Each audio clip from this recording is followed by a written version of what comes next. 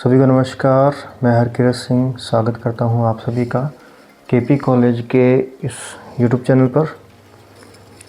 आज के इस वीडियो के अंदर मैं लेकर के आया हूं बीए पार्ट फर्स्ट सेमेस्टर 1 के लिए प्रैक्टिकल ज्योग्राफी। तो प्रैक्टिकल ज्योग्राफी को आज हम देखने जा रहे हैं, किस प्रकार से इसका जो सिलेबस रहने वाला है हमारे पास में, उस सिलेबस को देखेंगे, कैसे उसकी फ़ाइल तैयार करनी है और कहाँ कहाँ पे हमें माप की ज़रूरत पड़ेगी और कहाँ पर हम बिना माप के डायग्राम्स बनाने वाले हैं। तो चलिए ज़्यादा देरी ना करते हुए, ये जो फ़ाइल है ये मैंने तैयार की है कॉलेज के लिए। आपको यदि ये फ़ाइल चाहिए तो आप कांटेक्ट कर सकते हैं। इस तरीके से आपको फ़ाइल जो है मिलेगी, ब्लैंक फ़ाइल, जिसके अंदर आपने लिखना होगा पूरा का पूरा मैटर। वैसे भी आप नॉर्मल बाज़ार से फ़ाइल ख़रीदते हैं तो उसमें भी हम थ्योरी लिखते हैं, प्रश्न को हल करते हैं और फिर एक डायग्राम बनाते हैं। तो सेम प्रोसेस इसमें भी रहने वाला है, परंतु इसमें क्या है, साथ साथ में आपको इसका सॉल्यूशन मिल जाता है। सॉल्यूशन की फ़ाइल मिल जाएगी, किस पेज पे कौन सा डायग्राम बनाना है और किस तरीके से इसको बनाना है, मतलब माप के बनाना है या बिना माप के बनाना है। ये सब चीज़ें आपको मैं यहाँ पे बताने वाला हूँ। तो चलिए देख लेते हैं। सबसे पहले हमारे पास में फ्रंट पेज आ गया है। इस पे यदि हम बात करते हैं तो सबसे ऊपर हम यहाँ पे लिख रहे हैं कॉलेज का नाम।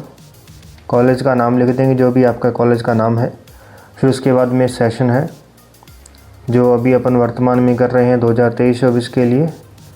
और फिर उसके बाद में आपकी कॉलेज की ID, student name, father name, roll number, subject में आएगा आपका प्रैक्टिकल ज्योग्राफी, ध्यान रखिएगा।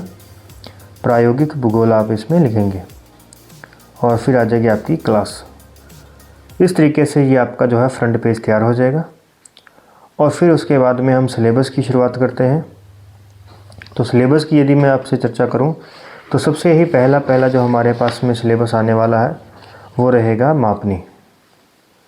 मापनी जो कि प्रत्येक मानचित्र को पढ़ने के लिए बनाई जाती है कि कोई भी जो मानचित्र है वो कितना बड़ा है पेपर के ऊपर और वास्तव में उसका जो क्षेत्रफल है वो कितना बड़ा है। इस चीज़ को प्रदर्शित करने के लिए हमें मापनी की आवश्यकता होती है। अब मापनी जब हम बनाते हैं तो इसको सामान्य भाषा में ध्यान रखिएगा कि मापनी में क्या रहेगा, हमारे पास में जो हमारे धरातल की जो दूरियां होती हैं वे दूरियां और जो मानचित्र की दूरियां होती हैं, उन दोनों दूरियों के बीच के अनुपात को मापनी कहा जाता है। ये हमारे पास में आ गया कि धरातल। इस तरीके से आपने क्या करना है, जब ये फ़ाइल आपको मिलती है, थ्योरी आपकी लिखी हुई है, तो तब आपने कुछ एक पॉइंट को अंडरलाइन ज़रूर कर लेना है, यानी कि इसको हाईलाइट कर देना है। तो ये हमारे पास में ध्यान रखिएगा, धरातल एवं मानचित्र पर मापी गई दूरियों का अनुपात किससे व्यक्त किया जाता है, मापनी के द्वारा व्यक्त किया जाता है। आपने किसी मानचित्र के एक बिल्कुल कोने पर, इस साइड में, राइट साइड में या फिर लेफ़्ट साइड में, ज़्यादातर क्या होता है राइट साइड में ही मापनी बनती है।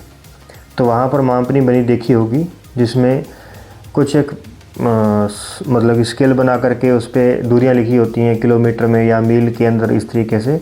और उसके ऊपर एक लिखी होती है आरएफ, जिसे हम कहते हैं रिप्रेजेंटेटिव फ्रैक्शन। तो ये जो फ्रैक्शन होती है इसका क्या काम है, तो इसे समझते हैं। तो सबसे पहले तो आप यहाँ पे ये देख लीजिए कि हमें मापनी को समझने के लिए किन किन बातों को समझ लेना ज़रूरी है। मापनी को प्रदर्शित करने की 3 विधियाँ होती हैं, यानी 3 तरीके से हम मापनी को दर्शाते हैं मानचित्र के ऊपर। एक मापनी वो होती है जिसमें साधारण कथन विधि होती है। साधारण कथन विधि का मतलब ये हो गया कि आपको किसी भी मानचित्र के नीचे कहीं ना कहीं पर ये लिखा मिल जाएगा। जैसे मान लेते हैं कोई बिंदु विधि का मानचित्र हमने बनाया, तो उसमें ये लिखा रहेगा कि एक बिंदु के बराबर 50 लाख की जनसंख्या को दिखाया जा रहा है। कि यानी कि इस मानचित्र के अंदर जैसे कोई लाइन खींच दी जाएगी और उसके लाइन के आगे लिख दिया जाएगा 15 सेंटीमीटर। इसका मतलब ये रहेगा कि ये जो लाइन खींची जा रही है ये 15 सेंटीमीटर वार्षिक वर्षा को दर्शाती है। तो कहने का मतलब ये हो गया कि वो कथन के रूप में उस मापनी को दर्शाया जा रहा है। दूसरी होती है हमारे पास में निरूपक भिन्न, जो कि प्रदर्शक भिन्न कहलाती है, जिसके द्वारा मानचित्र में अनुपातों के रूप में उसको दर्शाया जाता है कि हमें मानचित्र के ऊपर कुछ अनुपात लिखे हुए मिलेंगे। जैसे हमें किसी मानचित्र पर लिखा मिल गया 1:50,000। इसका मतलब ये रहेगा कि ये जो हमें मापनी बनी हुई है ना, ये कितनी आरएफ पर बनी हुई है, तो 1:50,000 पर बनी हुई है। इसके अंतर्गत 1:50,000 का अर्थ क्या है, तो ध्यान रखिएगा आरएफ यानी कि निरूपक भिन्न। भिन्न जो होती है ना, भिन्न आपने साधारणतः 6th क्लास से आपने शुरू किया होगा भिन्न को पढ़ना, उससे भी हो सकता है पहले आपने भिन्न के बारे में पढ़ना शुरू किया हो। तो भिन्न किसे कहते हैं, जिसमें एक अंश होता है और एक हर होता है, उसे हम भिन्न कहते हैं। अंश किससे दर्शाएगा और हर किससे दर्शाएगा, यानी जो निरूपक भिन्न है, ये तो होगी एक हमारे पास में साधारण भिन्न जो कि हम मैथमेटिक्स के अंदर काम में लेते थे। तो जो यहाँ पर भिन्न आने वाली है उस भिन्न का नाम क्या है, उसे कहते हैं निरूपक भिन्न। निरूपक भिन्न कहते हैं, या फिर उसे कहते हैं प्रदर्शक भिन्न, यानी वो कुछ ना कुछ प्रदर्शित करेगी। तो वो किसको प्रदर्शित कर रही है, किसे व्यक्त कर रही है, किसे रिप्रेजेंटेट कर रही है, वो है हमारे पास में निरूपक भिन्न। तो उस भिन्न के अंदर एक अंश होता है, एक हर होता है। यानी ये जो हमने लिखा ना 1:50,000, तो इसमें आप देखिएगा जैसे मैंने लिख दिया यहाँ पे 2:3, तो मैं इसको 2:3 ऐसे भी लिख सकता हूँ और मैं इसे ये भी लिख सकता हूँ 2/3। तो ये दोनों की जो वैल्यू है ना वो बराबर है, ये और ये दोनों चीज़ें के आपस में बराबर है। इसका मतलब ये हुआ कि हम भाग वाली संख्या को अनुपात में भी लिख सकते हैं। तो इसका मतलब अनुपात में जो संख्या होती है उसमें जो पहली संख्या होती है वो अंश होता है और जो दूसरी संख्या होती है वो हर होता है। तो फिर ऐसे ही निरूपक भिन्न में भी एक अंश होगा और एक हर होगा। निरूपक भिन्न की ये खासियत है, ये इसका एक विशेषता है कि निरूपक भिन्न का जो अंश होता है ना, अंश सदैव एक होगा। अंश कैसा होगा भी, सदैव एक होता है। ये आपने ध्यान रखना है, ठीक है। तो ये हो गया। अब इस निरूपक भिन्न के द्वारा अनुपात तो हमें पता चल गया कि इसको अनुपात में लिख सकते हैं और वो एक अंश और एक हर होता है। लेकिन ये जो अनुपात है ये किन का अनुपात है, यानी किसे व्यक्त कर रहा है यहाँ पे, तो ध्यान रखिएगा निरूपक भिन्न का जो अंश होता है वह मानचित्र पर किन्हीं, ध्यान रखिएगा, किन्हीं दो बिंदुओं के बीच की दूरी होती है, के बीच की दूरी, ये अंश होता है।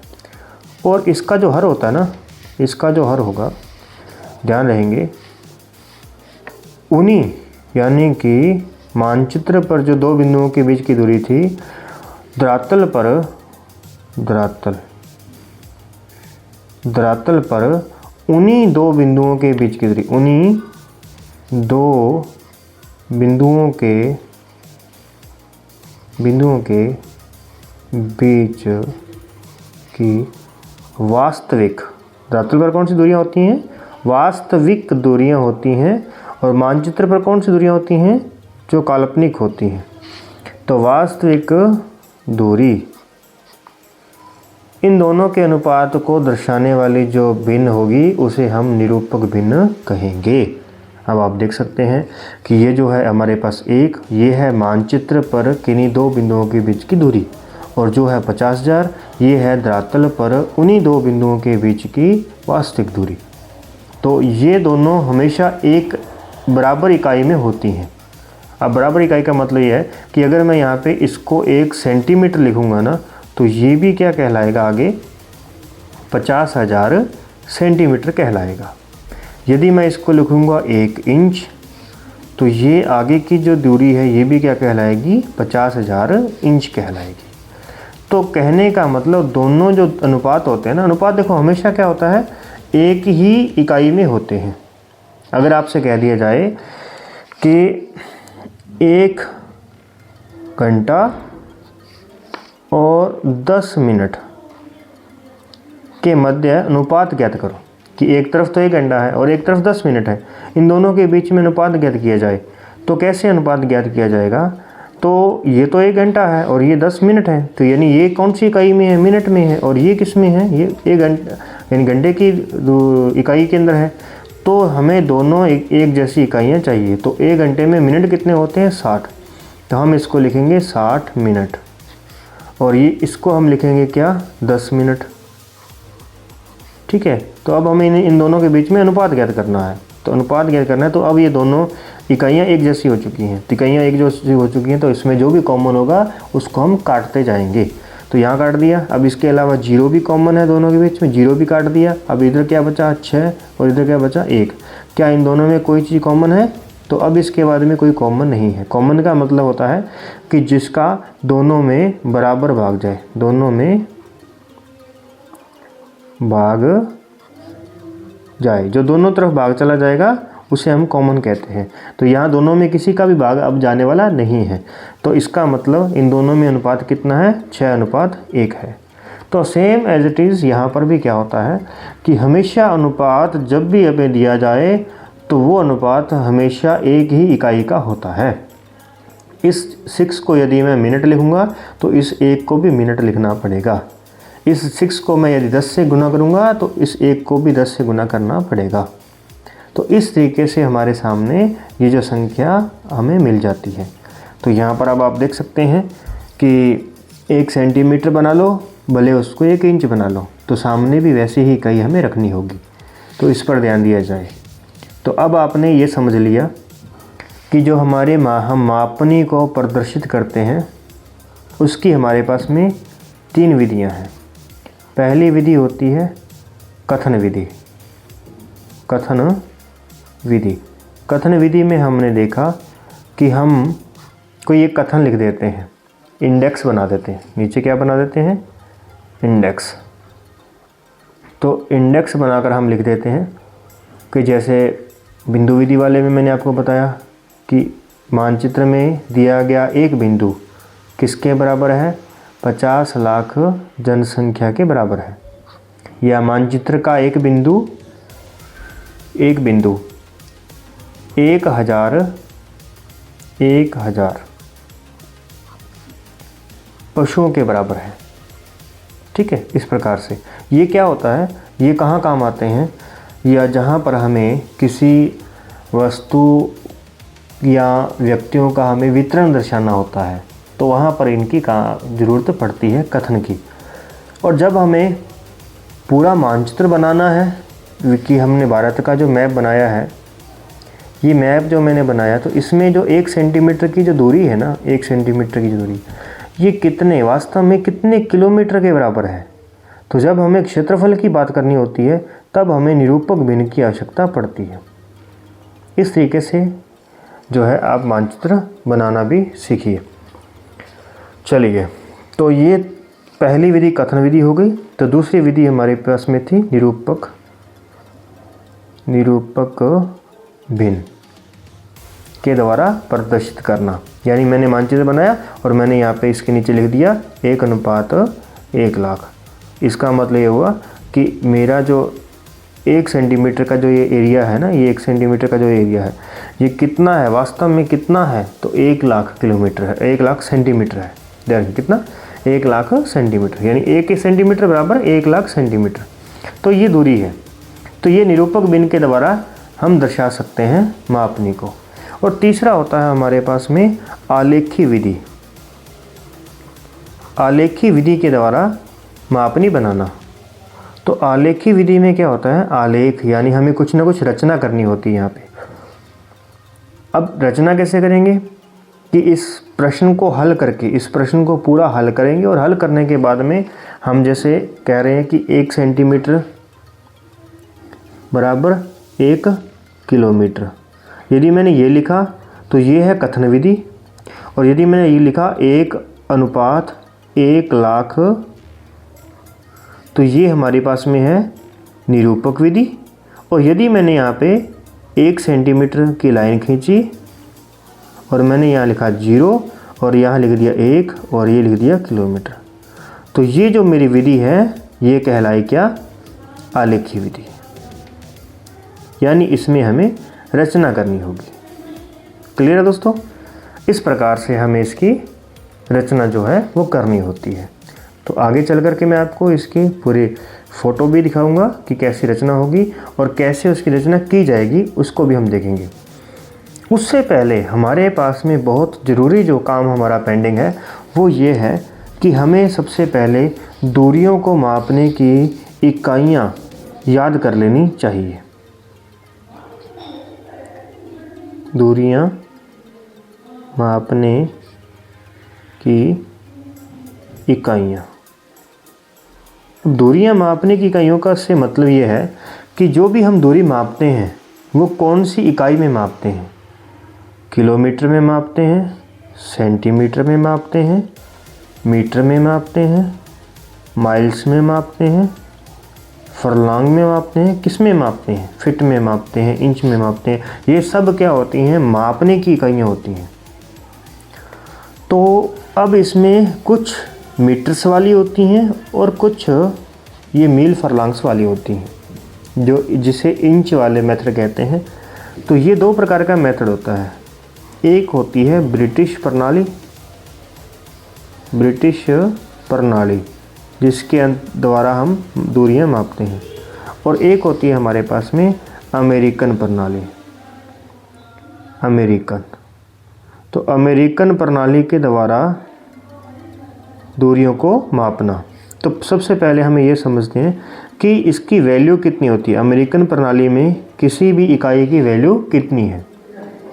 अर्थात ये हुआ कि जैसे 1 सेंटीमीटर है तो 1 सेंटीमीटर की वैल्यू कितनी है। तो 1 सेंटीमीटर में क्या होते हैं? 10 मिलीमीटर होते हैं, मिलीमीटर। तो ये क्या होगी? इसकी 1 सेंटीमीटर की वैल्यू होगी। ऐसे ऐसे हम चलते हुए आगे जाएंगे और हम देखेंगे कि अमेरिकन प्रणाली की सबसे बड़ी इकाई कौन सी है। तो सबसे बड़ी इकाई, जैसा कि मैं आपको यहाँ पे बता देता हूँ कि सबसे बड़ी इकाई जो होती है वो होती है किलोमीटर। ये सबसे बड़ी इकाई होती है। ऐसे ही ब्रिटिश प्रणाली की जो सबसे बड़ी इकाई होगी वो होगी माइल्स। ठीक है, तो ये अमेरिकन प्रणाली ब्रिटिश प्रणाली की सबसे बड़ी इकाई है और ये हमारे पास में अमेरिकन प्रणाली की सबसे बड़ी इकाई है। तो फिर दूसरी इकाइयाँ और कौन कौन सी होती हैं उनके बारे में देखते हैं। तो चलिए, सबसे पहले हम यहाँ पे बात करते हैं कि जैसे 1 सेंटीमीटर से 10 मिलीमीटर बने हैं, यानी 10 मिलीमीटर को जोड़ करके बन गया 1 सेंटीमीटर। ऐसे ही 10 सेंटीमीटर को जोड़ दिया जाए तो क्या बन जाएगा? तो बन जाता है 1 डेसीमीटर। क्या बन जाता है अभी? 1 डेसीमीटर बन जाता है। क्लियर? तो यानी कि 1 डेसीमीटर बराबर क्या हो गया? 10 सेंटीमीटर हो गया। आगे चलते हैं, इससे बड़ा क्या आएगा? मीटर।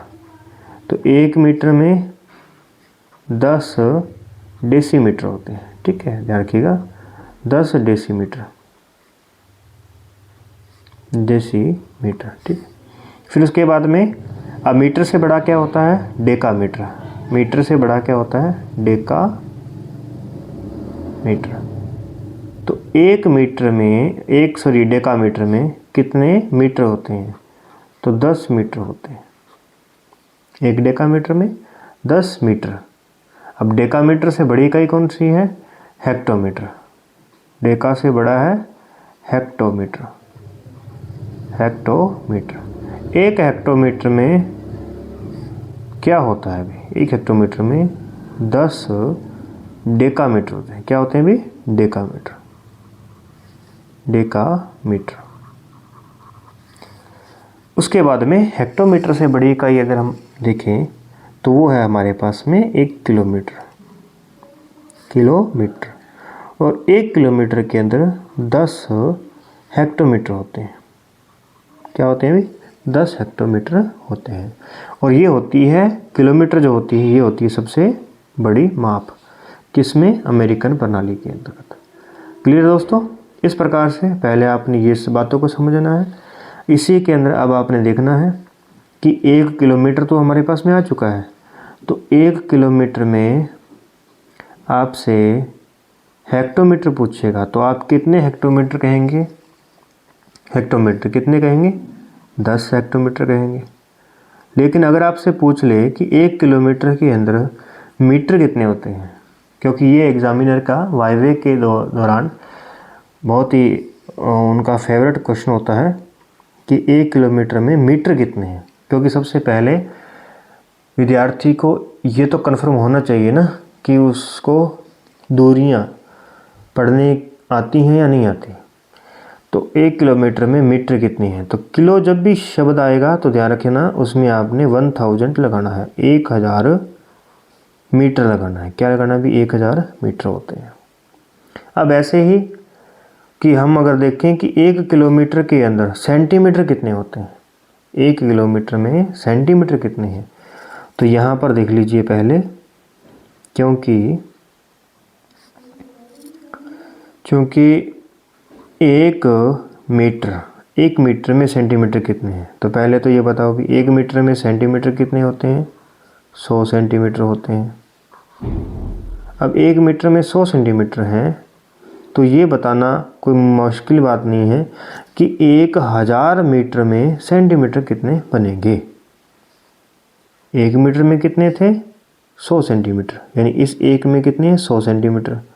तो फिर 1000 की जब बात करेंगे तो उतनी जीरो इसके आगे लग जाएगी, यानी अगर अपन 100 को गुना करेंगे 1000 से तो ये बन जाएगा 1 लाख, तो ये बन गया 1 सेंटीमीटर, 1 लाख सेंटीमीटर। तो इस प्रकार से ये आपके पास में दूरियां आ चुकी हैं। ध्यान रखिएगा कि 1 सेंटीमीटर में मीटर कितने? तो 1000, और 1000 मीटर में सेंटीमीटर कितने? तो 1 लाख। और अब ये 1000 जो सेंटीमीटर है ये किसके बराबर है? ये आप देख पा रहे हैं कि ये किलोमीटर के बराबर है। 1 किलोमीटर में 1000 मीटर और लाख सेंटीमीटर होते हैं। क्लियर है? तो इस प्रकार से आपको ये जो दूरियां हैं ऐसे बदलनी आनी चाहिए। चलिए, ये हो गई हमारे पास में अमेरिकन प्रणाली का सिस्टम। ब्रिटिश प्रणाली की यदि हम बात करते हैं तो यहाँ पर देखिए, एक मैं आपके लिए होमवर्क छोड़ रहा हूँ कि आपने ये बताना है कि 1 हेक्टोमीटर में, 1 हेक्टोमीटर में कितने सेंटीमीटर होते हैं। ये आपने मेरे को जस्ट बताना है। तब तक मैं यहाँ पे आपको माप बताता हूँ कि ब्रिटिश प्रणाली के माप कौन कौन से होते हैं। तो सबसे छोटी माप हमारे पास में होती है इंच की। तो सबसे छोटी क्या होगी? इंच। और इंच से बड़ा होता है फुट, और फुट कह देते हैं, फिट कह देते हैं इसको, ठीक है। ये हो गया फिट। तो 1 इंच, अब फुट तो बड़ा है तो इसीलिए हम अगर यहाँ पे लिखें 1 फुट, 1 फुट के बराबर इंच कितने आएंगे? तो 12 इंच आएंगे। कितने इंच आएंगे? 12 इंच। तो 12 इंच का बन जाएगा 1 फुट बन जाएगा। अब फुट से बड़ी इकाई कौन सी है? तो वो होती है गज।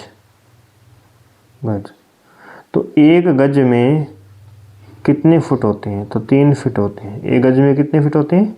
3 फीट होते हैं। फिर गज से बड़ी इकाई कौन सी है? तो वो होती है फरलांग। गज से बड़ी इकाई कौन सी है? फरलांग। 1 फरलांग में गज कितने होते हैं? तो 220 गज होते हैं। और ऐसे ही फरलांग से बड़ी इकाई कौन सी है? तो वो है भी माइल्स, यानी कि मील। तो 1 मील में कितने फरलांग होते हैं? तो बन गए हमारे पास में 8 फरलांग। अब यहीं से पूछ लिया आपसे कि 1 मील में 8 फरलांग तो होते हैं, ठीक है, परंतु 1 मील में गज कितने होते हैं ये पूछ लिया हमसे, तो हम कैसे बताएंगे? तो हमें ये पता होना चाहिए कि 1 फरलांग में गज कितने हैं? 220। तो फिर 8 फरलांग में गज कितने होंगे? तो जितने 8 फरलांग में गज होंगे उतने ही कहाँ होंगे? 1 मील में होंगे। तो देखिए 1 फरलांग में 220, तो 8 फरलांग में कितने हैं, तो 8 दूनी 16 और 8 दूनी 16 और 1 17। तो क्या बन गया हमारे पास में, 1 मील में गज कितने हो गए, 1 मील में गज हो गए 1760। आई बात समझ में। ऐसे ही यदि आपसे पूछ लिया जाए कि 1 मील में फिट कितने होते हैं, फिट, तो अब आपके पास में गज में संख्या निकल चुकी है कि 1 गज में 3 फिट है, तो 1760 गज में कितने फिट होंगे, तो हम उससे 1760 से मल्टीप्लाई कर देंगे। तो ये हमारे पास बनेगा कुछ इस तरीके से, 6 तिया 18 और 17 तिया 51 और 1 52, 5280 फिट बन जाएंगे। और ऐसे ही अगर हमसे पूछा जाए कि 1 मील में इंच कितने होते हैं, 1 माइल्स में इंच कितने हैं, इंच कितने हैं, तो हम क्या करेंगे, अब 1 फुट में इंच कितने थे, 12 इंच, तो फिर 5280 फिट में कितने इंच होंगे, तो मल्टीप्लाई कर देंगे। तो ये हमारे पास में लास्ट में निकलेगा कि 1 मील बराबर 63,360 इंच, ये हो गया। तो इसमें हमने छोटी से छोटी इकाई और बड़ी से बड़ी इकाई को बराबर रख के बता दिया कि कितनी इसमें यूनिट बनेंगी। ऐसे यहाँ पे भी हमने बता दिया कि सबसे बड़ी इकाई थी किलोमीटर, तो 1 किलोमीटर में सेंटीमीटर कितने हुए, तो 1 लाख सेंटीमीटर यहाँ पे हो गए। तो ये भी हमने यहाँ पे रख करके इसको देख लिया है। तो आई होप कि आपको फ़िलहाल एक बार दूरियों के बारे में समझ में आया होगा। अगली जो हमारा लेक्चर आएगा उसमें हम इसको थोड़ा और अच्छे तरीके से जानेंगे, और जब तक आप इसके प्रश्न हल करना नहीं सीख लेते हैं तब तक आप इन दूरियों को भी अच्छे से नहीं समझ पाएंगे। तो मैं उदाहरण के साथ इन दूरियों को आपको अगले लेक्चर में समझाऊंगा। तब तक के लिए नमस्कार, धन्यवाद।